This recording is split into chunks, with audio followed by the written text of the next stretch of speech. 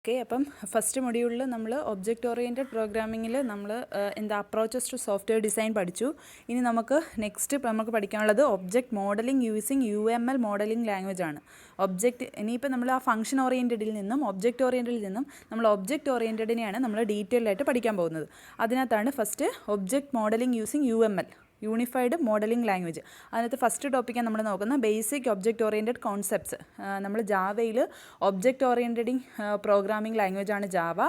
അപ്പം ഒബ്ജക്റ്റ് ഓറിയൻറ്റഡിൻ്റെ ബേസിക് കോൺസെപ്റ്റ്സ് നിങ്ങൾ മനസ്സിലാക്കിയാൽ ജാവയിൽ പ്രോഗ്രാം എഴുതാനും എല്ലാം ഇംപ്ലിമെൻറ്റ് ചെയ്യാനും പറ്റത്തുള്ളൂ. അപ്പോൾ അതാണ് നമ്മൾ ഒബ്ജക്റ്റ് ഓറിയൻറ്റഡ് പ്രോഗ്രാമിംഗ് കോൺസെപ്റ്റ്സ് ആണ് നമ്മൾ ഇന്ന് ഡിസ്കസ് ചെയ്യുന്നത്. അതിനുശേഷമാണ് നമ്മൾ UML ഡയഗ്രാം പിന്നെ പഠിക്കുകയുള്ളൂ. അപ്പോൾ ആദ്യം നമ്മൾ നോക്കുന്നത് ഒബ്ജക്റ്റ് ഓറിയൻറ്റഡ് കോൺസെപ്റ്റ്സ്. അപ്പോൾ ഫസ്റ്റ് നമ്മൾ അതിനകത്ത് എന്തൊക്കെ റിയൽ വേൾഡ് അല്ലെങ്കിൽ എന്തൊക്കെ ഒബ്ജക്ട്സ് ആണ് ഇംപ്ലിമെൻറ്റ് ചെയ്യുന്നതെന്നുള്ളതാണ് നമ്മൾ നോക്കുന്നത്. അപ്പം ബേസിക് ആയിട്ടുള്ള കോൺസെപ്റ്റ്സ് ഒബ്ജക്റ്റ് എന്താണെന്നറിയണം. Class, polymorphism, encapsulation, inheritance, abstraction.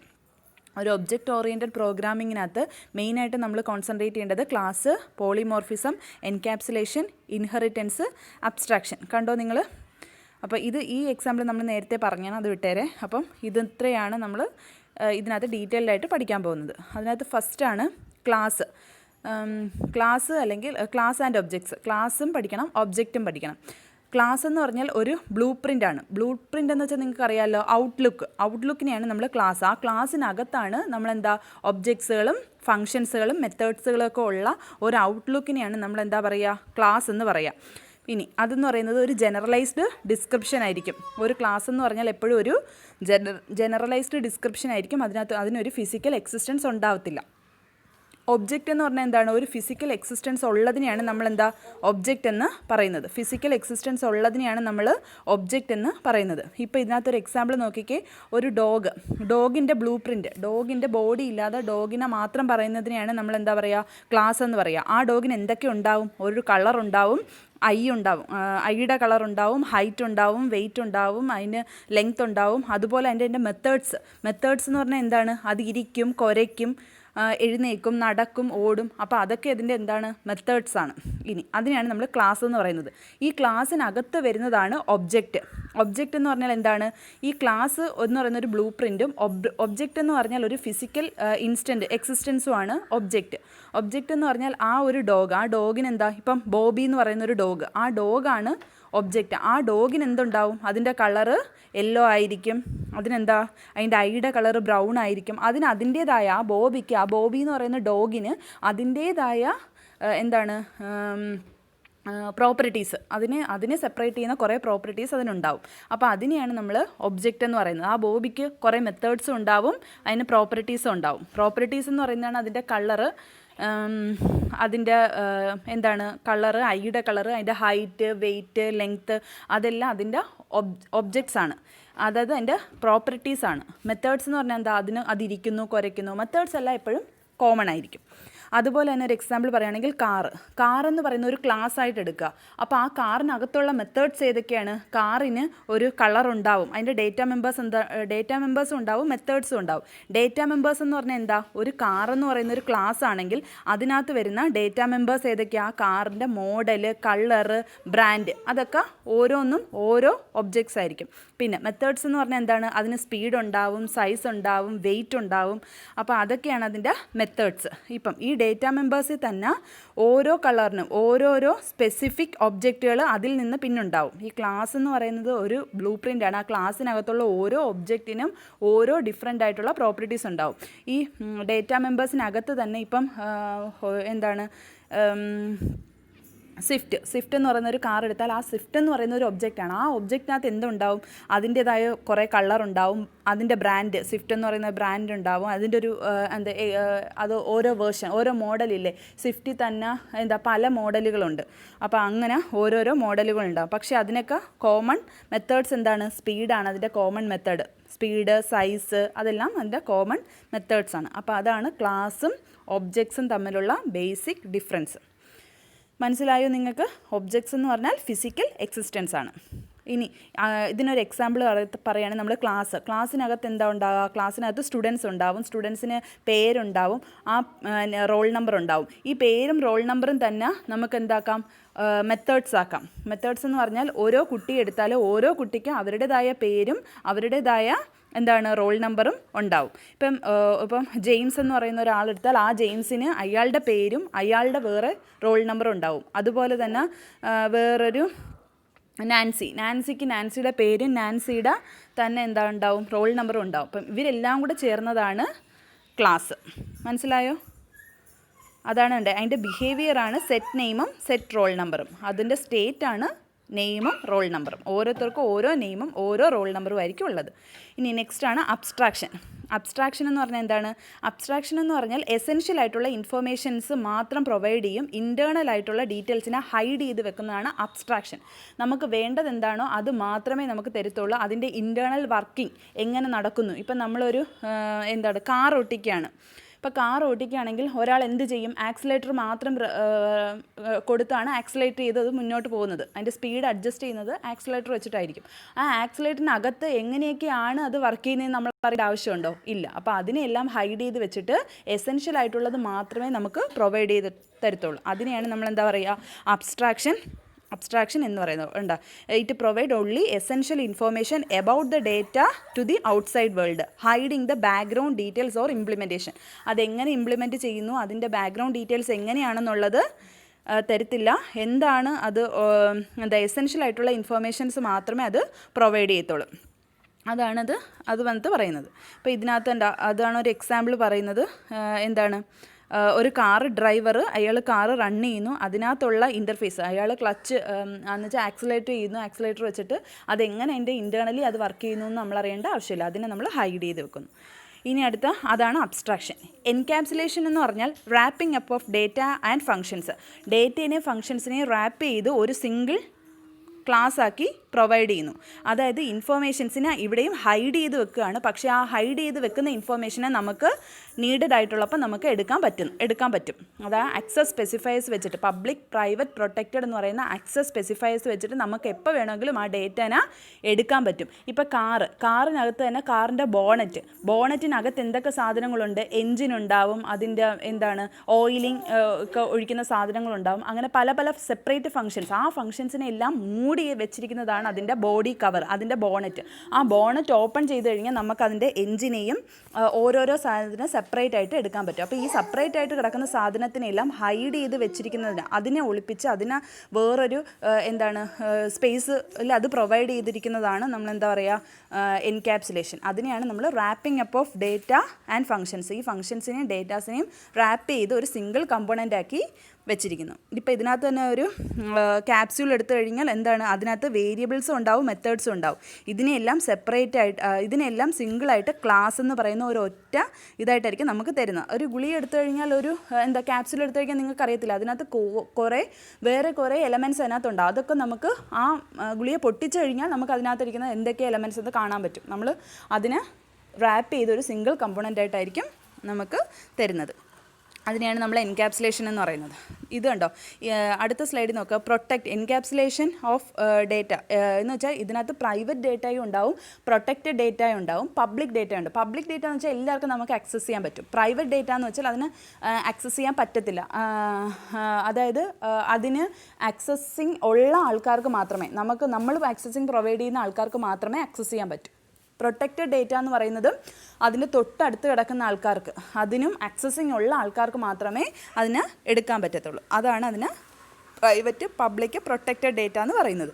ഇപ്പോൾ ഇത് കണ്ടോ, കാറിനകത്ത് കിടക്കുന്ന ഓരോരോ കോമ്പണൻസിനെ നമുക്ക് സെപ്പറേറ്റ് ആയിട്ട് എടുക്കാൻ പറ്റും. പക്ഷേ അതിനകത്ത് കിടക്കുന്ന ഇൻറ്റേർണൽ ഫങ്ഷൻസിനെ നമുക്ക് എടുക്കാൻ പറ്റത്തില്ല. അതാണ് അബ്സ്ട്രാക്ഷനും എൻക്യാപ്സുലേഷനും തമ്മിലുള്ള ബേസിക് ഡിഫറൻസ്.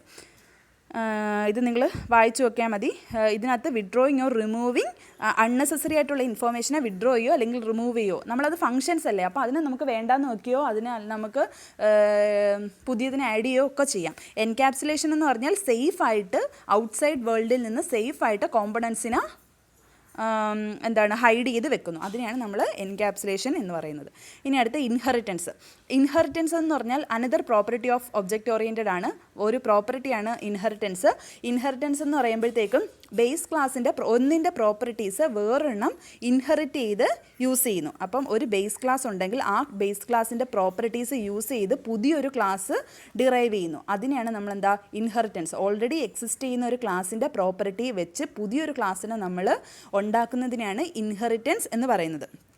ഇപ്പം എക്സാമ്പിൾ എടുത്തു കഴിഞ്ഞാൽ നമ്മൾ പേരൻറ്റും സണ്ണിൻ്റെ കോമൺ ആയിട്ടുള്ള എല്ലാ ഫീച്ചേഴ്സും എവിടെ നിന്ന് കിട്ടിയതായിരിക്കും? അവരുടെ പേരൻറ്റിൽ നിന്ന് ഇൻഹെറിറ്റ് ചെയ്ത് കിട്ടിയതായിരിക്കും. അതിനെയാണ് നമ്മൾ എന്താ പറയുക? ഇൻഹെറിറ്റൻസ് എന്ന് പറയുക. അത് ബേസ് ക്ലാസ്സും ഉണ്ട്, ഡിറൈവ്ഡ് ക്ലാസ്സും ഉണ്ട്. ബേസ് ക്ലാസ് എന്ന് പറയുന്നത് whose properties are inherited by sub class is called base class or super class. അതിൻ്റെ സൂപ്പർ ക്ലാസ്സിൽ നിന്ന് അല്ലെങ്കിൽ സബ് ക്ലാസ്സിൽ നിന്നായിരിക്കും നമുക്കതിൻ്റെ പ്രോപ്പർട്ടീസ് എല്ലാം ഇൻഹെറിറ്റ് ചെയ്ത് കിട്ടുന്നത്.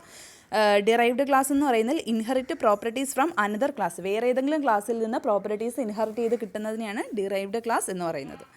മനസ്സിലായല്ലോ?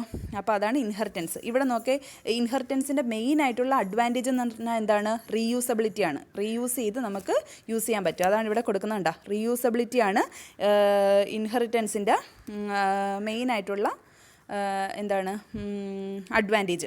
അപ്പോൾ ഇതാണ് കേട്ടോ, ഇതിനകത്ത് ഉണ്ടാവും ഒരു ബേസ് ക്ലാസ് ഉണ്ടാവും. ആ ബേസ് ക്ലാസ് ഫീച്ചർ 1 ഫീച്ചർ 2 ഉണ്ടാവും. ഈ ഫീച്ചേഴ്സിനെ ആയിരിക്കും ഈ ഡിറൈവ്ഡ് ക്ലാസ് ഇൻഹെറിറ്റ് ചെയ്യുന്നുണ്ട്. സെയിം ഫീച്ചർ 1 ഫീച്ചർ 2 ഇവിടെ എന്താണ് ഡിറൈവ് ചെയ്യും. പക്ഷേ ഇതിനകത്ത് അഡീഷണൽ ആയിട്ട് വരുന്നതാണ് ഫീച്ചർ 3. ഒരു ഫീച്ചർ 3 കൂടെ വെച്ചിട്ട് ഒരു ഡിറൈവ്ഡ് ക്ലാസ് ഫോം ചെയ്യും.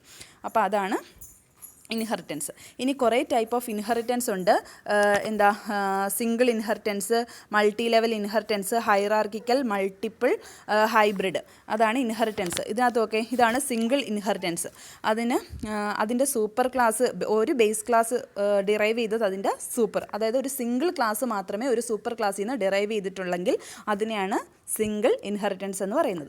ഹൈറാർക്കിക്കൽ ഇൻഹെറിറ്റൻസ് എന്ന് പറയുന്നത് മൾട്ടിപ്പിൾ, ഒരു സൂപ്പർ ക്ലാസ്സിൽ നിന്ന് മൾട്ടിപ്പിൾ സബ് ക്ലാസ്സുകൾ ഫോം ചെയ്യുന്നതിനെയാണ് നമ്മളെന്താ ഹൈറാർക്കിക്കൽ ഇൻഹെറിറ്റൻസ് എന്ന് പറയുന്നത്. ഇനി എന്താ multi level inheritance. Multi level inheritance എന്ന് പറഞ്ഞാൽ ഒരു സൂപ്പർ ക്ലാസ്സിൽ നിന്നും ഒരു സബ് ക്ലാസ് ഫോം ചെയ്യും. പിന്നെ ഫോം ചെയ്യുന്ന സബ് ക്ലാസ് ഈ ബേസ് ക്ലാസ്സിൽ നിന്നായിരിക്കും. അതായത്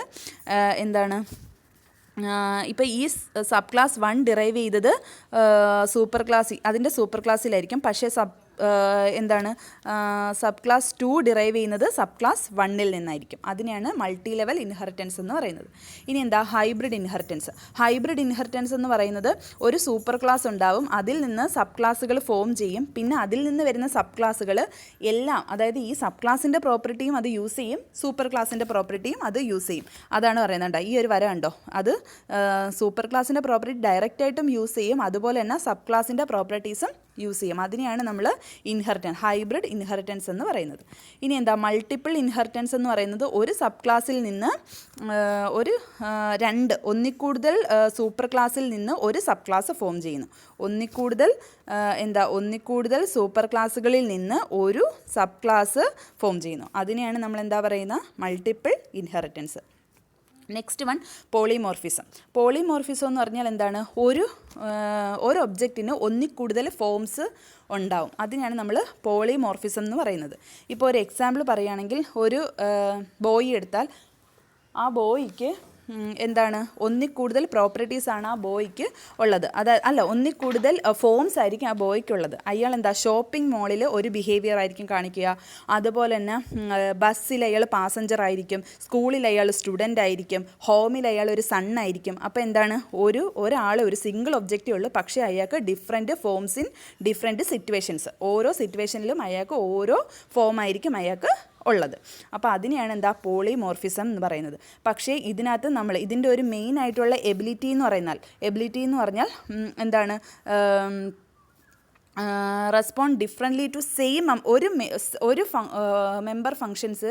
ഇത് എല്ലാ ഫോംസിലും ഒരു സിംഗിൾ മെമ്പർ ഫങ്ഷൻ വെച്ച് നമുക്ക് യൂസ് ചെയ്യാൻ പറ്റും. ഇപ്പോൾ ഷേപ്പ് എന്ന് പറയുന്ന ഒരു ഒബ്ജക്റ്റ് ഉണ്ടാവുക, ആ ഒബ്ജക്റ്റിൻ്റെ ഒരു മെമ്പർ ഫങ്ഷനാണ് ഡ്രോ എന്ന് പറയുന്ന ഒരു ഫങ്ഷൻ മെത്തേഡാണ്. മെത്തേഡ് ആയിരിക്കും ഇതിനുള്ളത്.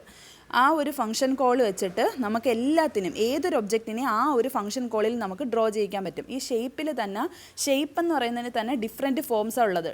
അത് വെച്ച് നമുക്ക് എന്താ ട്രയാങ്കിൾ വരയ്ക്കാൻ പറ്റും, അതുപോലെ തന്നെ റെക്റ്റാങ്കിൾ, സർക്കിൾ എല്ലാം വരയ്ക്കാൻ പറ്റും. അതെല്ലാം എന്താണ്? ഷേപ്പാണ്. ഷേപ്പിൻ്റെ ഡിഫറെൻറ്റ് ഫോംസാണ് ട്രയാങ്കിൾ, റെക്റ്റാങ്കിൾ, സർക്കിൾ. പക്ഷേ അതിനകത്തെല്ലാം യൂസ് ചെയ്യുന്ന എന്താ? ഡ്രോ എന്ന് പറയുന്ന ഒരു മെമ്പർ ഫംഗ്ഷൻ ആയിരിക്കും. അതായത് ട്രയാങ്കിളിൽ വന്നിട്ട് നമ്മൾ ഡ്രോ വിളിച്ചാലും അത് ട്രയാങ്കിൾ വരച്ച് തരും. റെക്റ്റാങ്കിളിൽ വന്ന് നമ്മൾ ഡ്രോ വിളിച്ചാലും റെക്റ്റാങ്കിൾ വരയ്ക്കും. സർക്കിളിൽ വന്ന് ഡ്രോ വിളിച്ചാൽ സർക്കിൾ വരയ്ക്കും. അപ്പോൾ എന്താണ്? ഷേപ്പ് എന്ന് പറയുന്ന ഒരെണ്ണത്തിൽ നിന്ന് ഡിഫറെൻ്റ് ആയിട്ടുള്ള എന്താണ് ഡിഫറെൻറ്റ് ഫോംസ് ഉണ്ടാവും. പക്ഷേ ഒരു same member same member functions വെച്ചിട്ട് നമുക്ക് ഡിഫറെൻ്റ് ആയിട്ടുള്ള ഫോംസിൽ നമുക്ക് ഒരേ മെമ്പർ ഫങ്ഷൻ തന്നെ യൂസ് ചെയ്യാൻ പറ്റും. അപ്പോൾ അതാണ് അതിൻ്റെ അഡ്വാൻറ്റേജ്. ഇനി എന്താ? സ്റ്റാറ്റിക് പോളിമോർഫിസം ഉണ്ട്, റൺ ടൈം പോളിമോർഫിസം ഉണ്ട്. സ്റ്റാറ്റിക് പോളിമോർഫിസം എന്ന് പറഞ്ഞാൽ ഒന്നുമില്ല. അതെന്ന് പറഞ്ഞാൽ കമ്പൈലർ ടൈമിൽ യൂസ് ചെയ്യുന്ന പോളിമോർഫിസത്തിനെയാണ് സ്റ്റാറ്റിക് പോളിമോർഫിസം എന്ന് പറയുന്നത്. റൺ ടൈമിൽ യൂസ് ചെയ്യുന്നത്, അതായത് കമ്പൈലർ ടൈമിൽ നമുക്കറിയാമല്ലോ, ഒരു പ്രോഗ്രാം എഴുതി കഴിഞ്ഞാൽ അത് കമ്പൈൽ ചെയ്യുന്ന എന്താണ്? അതിനകത്ത് എറേഴ്സ് ഉണ്ടോ? ആ കമ്പൈൽ ചെയ്യുന്ന ടൈമിൽ തന്നെ എന്താ ഒരുമിച്ചായിട്ടുള്ള ഒരേപോലുള്ള ഒബ്ജക്ട്സിനെ, ഇപ്പം ഷേപ്പിനകത്ത് തന്നെ ട്രയാങ്കിളും റെക്റ്റാങ്കിളും സർക്കിളും ഉണ്ടെങ്കിൽ അതിനെല്ലാം സിംഗിളായിട്ട് പാക്ക് ചെയ്ത് വെച്ചിട്ട് ഒരൊറ്റ മെമ്പർ ഫംഗ്ഷൻ വെച്ചിട്ടായിരിക്കും അതിനെല്ലാം കോൾ ചെയ്യുന്നത്. അപ്പം അതെന്ന് പറയുന്നത് കമ്പൈലർ ടൈമിൽ തന്നെ അതിനെ എൻക്യാപ്സുലേറ്റ് ചെയ്ത് വെച്ചിരിക്കും. റൺ ടൈമിലാണെങ്കിൽ അത് ഡൈനാമിക് ആയിരിക്കും. അത് ആ റൺ ചെയ്യുന്ന സമയത്തായിരിക്കും ബാക്കിലോട്ട് പോയി. ഇപ്പം എന്താണ്? ഡ്രോ എന്ന് പറയുന്ന ഫംഗ്ഷൻ വിളിക്കുകയാണെങ്കിൽ അത് ആ ഒരു മെമ്പർ ഫംഗ്ഷൻ പോകുന്നത് ഫസ്റ്റ് വന്നിട്ട് ഏത് ഒബ്ജക്റ്റ് ആണ് റൺ ചെയ്യേണ്ടതെന്ന് നോക്കും. അത് ആ റൺ ടൈമിലായിരിക്കും നോക്കുക. ഇപ്പോൾ ഓടി വന്നിട്ട് എന്താ നോക്കുക? ട്രയാങ്കിളിലാണോ ആ ഡ്രോ വിളിച്ചേക്കുന്നത്, റെക്റ്റാങ്കിളിലാണോ ആ ഡ്രോ വിളിച്ചേക്കുന്നത്, സർക്കിളിലാണോ ആ ഡ്രോ വിളിച്ചേക്കുന്നതെന്ന് ചെക്ക് ചെയ്യും. അതിനെയാണ് നമ്മൾ എന്താ പറയുക? റൺ ടൈം പോളിമോർഫിസം എന്ന് പറയാം. ഇതിനകത്ത് അതേപോലെ തന്നെയുള്ളതാണ് ഒരു ഓപ്പറേറ്റർ. പ്ലസ് എന്ന് പറയുന്ന ഒരു ഓപ്പറേറ്ററാണ്. ആ ഓപ്പറേറ്റർ ഡിഫറെൻറ്റ് ഫോംസിൽ ആക്ട് ചെയ്യും. അതായത് രണ്ട് നമ്പേഴ്സിനെ ആഡ് ചെയ്യാനാണെങ്കിൽ 2+3 ആണെങ്കിൽ അതിനെ രണ്ടിനെയും കൂടെ ആഡ് ചെയ്ത് വെക്കും. ഇവിടെയാണെങ്കിൽ MINO പ്ലസ് PQR അതിനെ തമ്മിൽ പ്ലസ് ഓപ്പറേറ്റർ ആണെങ്കിൽ അതെന്താണ്? കൺകാറ്റിനേഷൻ രണ്ടിനെയും കൂടെ ചേർത്ത് സിംഗിളാക്കി തരും. അപ്പോൾ ഒരു പ്ലസ് എന്ന് പറയുന്ന ഓപ്പറേറ്ററിന് ഡിഫറെൻറ്റ് ഫോംസ് ആയിരിക്കും ഉള്ളത്. അതിനെയാണ് നമ്മൾ എന്താ പറയുക? പോളിമോർഫിസം എന്ന് പറയുന്നത്. ഇനി നെക്സ്റ്റ് ആണ് association, composition and aggregation. Association എന്ന് പറഞ്ഞാൽ ഒന്നുമില്ല, relation between two separate class.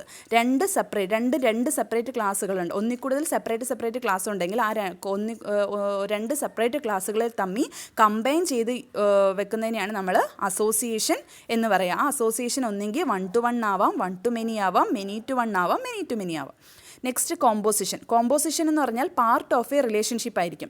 ഒന്നില്ലാതെ ഒന്നിന് സർവൈവ് ചെയ്യാൻ അല്ല എക്സിസ്റ്റ് ചെയ്യാൻ പറ്റത്തില്ല. ഇപ്പം നമ്മൾ ബോഡി എടുത്തു കഴിഞ്ഞാൽ ബോഡിയിലെ ഡിഫറെൻറ്റ് പാർട്സ് ഏതൊക്കെയാണ്? ഹെഡ്, ലെഗ്, ഹാൻഡ്, ഓരോന്നിനും ഓരോ ഫങ്ഷൻസ് ഉണ്ടാവും. ഹെഡില്ലെങ്കിൽ ആ ഒരു ബോഡി കംപ്ലീറ്റ് ആവുമോ? ഇല്ല. അപ്പം ഒന്നുണ്ടെങ്കിൽ മാത്രമേ ഒന്നിന് സർവൈവ് ചെയ്യാൻ പറ്റത്തുള്ളൂ. പരസ്പരം റിലേറ്റ് ചെയ്തിട്ടുണ്ടാവും. അപ്പോൾ അതിനെയാണ് നമ്മൾ കോമ്പോസിഷൻ എന്ന് പറയുന്നത്. കണ്ടോ? The object cannot exist without the other entity. ഇനി അടുത്താണ് അഗ്രിഗേഷൻ എന്ന് പറഞ്ഞാൽ ഇത് ഒന്നില്ലെങ്കിലും ഒന്നിന്, ഓരോന്നും ഓരോ ഇൻഡിവിജ്വലി സർവൈവ് ചെയ്യുന്ന ആൾക്കാരായിരിക്കും. ഒന്നില്ലെങ്കിലും ഒന്നിന് സർവൈവ് ചെയ്യാൻ പറ്റും. അതിനെയാണ് നമ്മൾ അഗ്രിഗേഷൻ എന്ന് പറയുന്നത്. ഇപ്പം ക്ലാസ് റൂമിൽ തന്നെ ഒരു സ്റ്റുഡൻറ്റ് വന്നില്ലെങ്കിലും അതൊരു ക്ലാസ് റൂം തന്നെയാണ്. അപ്പോൾ ഒന്നില്ലെങ്കിലും ഒന്നിന് സർവൈവ് ചെയ്യാൻ പറ്റുന്നതിനെയാണ് നമ്മൾ അഗ്രിഗേഷൻ എന്ന് പറയുന്നത്. പിന്നെ ഇതൊരു ബേസിക് ഓവർവ്യൂ ആണ്. ഈ തന്നിരിക്കുന്നത് ഒരു ഓവർവ്യൂ ആണ്. അപ്പോൾ ഇതിനകത്ത് നിങ്ങൾ ഇതിനകത്ത് എന്തൊക്കെ മുകളിൽ പറഞ്ഞിരിക്കുന്ന കാര്യങ്ങളെല്ലാം ഒന്നുകൂടെ ഓവർവ്യൂ ചെയ്ത് പറഞ്ഞിട്ടുള്ളതേ ഉള്ളൂ. അത് നിങ്ങൾ വായിച്ചു വയ്ക്കാൻ മതി. അപ്പോൾ ഇത്രയാണ് ബേസിക് ആയിട്ടുള്ള ഒബ്ജക്റ്റ് ഓറിയൻറ്റഡ് കോൺസെപ്റ്റ്സ്. അപ്പോൾ ഇത് നിങ്ങൾ വായിച്ചു നോക്കിയിട്ട് എന്തെങ്കിലും ഡൗട്ട് ഉണ്ടെങ്കിൽ ചോദിച്ചാൽ മതി. Okay, thank you.